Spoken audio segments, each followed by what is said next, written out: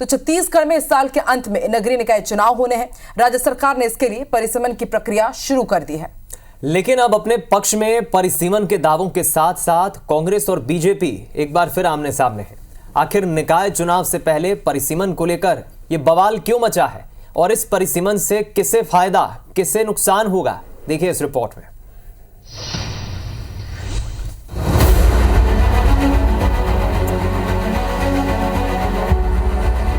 छत्तीसगढ़ में नगरीय निकाय चुनाव की उल्टी गिनती शुरू हो गई है। प्रदेश के 14 नगर पालिक निगमों में 48 नगर पालिकाओं में और 122 नगर पंचायतों में लगभग 3000 वार्ड हैं, जिनका परिसीमन शुरू हो गया है। जिन वार्डों में मतदाताओं की संख्या ज्यादा है, उनके नाम दूसरे वार्ड में जोड़े जाएंगे। कई निकायों में अतिरिक्त क्षेत्र जोड़े गए थे, उनमें भी नए सिरे से परिसीमन की प्रक्रिया की जाएगी।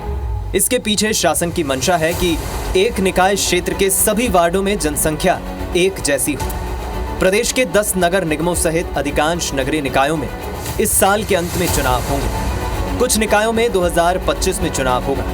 यही वजह है कि हर बार की तरह इस बार भी परिसीमन को लेकर सियासत तेज है। कांग्रेस का आरोप है कि भाजपा परिसीमन के जरिए सियासी फायदा उठाना चाहती है और इसी के अनुसार वार्डों का बंटवारा कर रही है।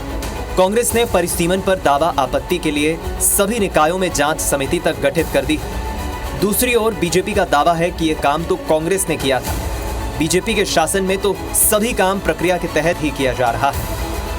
परिसीमन तो 10 साल में होता है, लेकिन भारतीय जनता पार्टी सरकार अपनी पार्टी को और अपने प्रत्याशियों को लाभ दिलाने के लिए परिसीमन का काम कर रहे हैं। पिछले चुनाव में भी परिसीमन हुआ था, परिसीमन कराने की भी आवश्यकता नहीं थी, लेकिन ये जानबूझकर अपने पार्टी को लाभ दिलाने के लिए परिसीमन का काम कर रहे हैं। हर बात में प्रश्न चिन्ह उठाना ये वाजिब नहीं है और छत्तीसगढ़ के लोगों ने देखा है कि उनकी सरकार थी तब किस तरह से उन्होंने परिसीमन किया था, अपने हिसाब से वार्डों का जोड़ तोड़ किया था।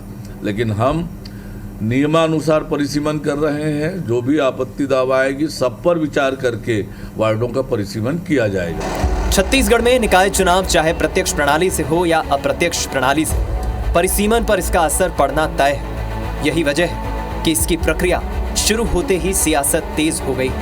अब इसका लाभ किसे मिलेगा, इस पर सबकी निगाह टिकी है। सौरभ सिंह परिहार, IBC 24, रायपुर।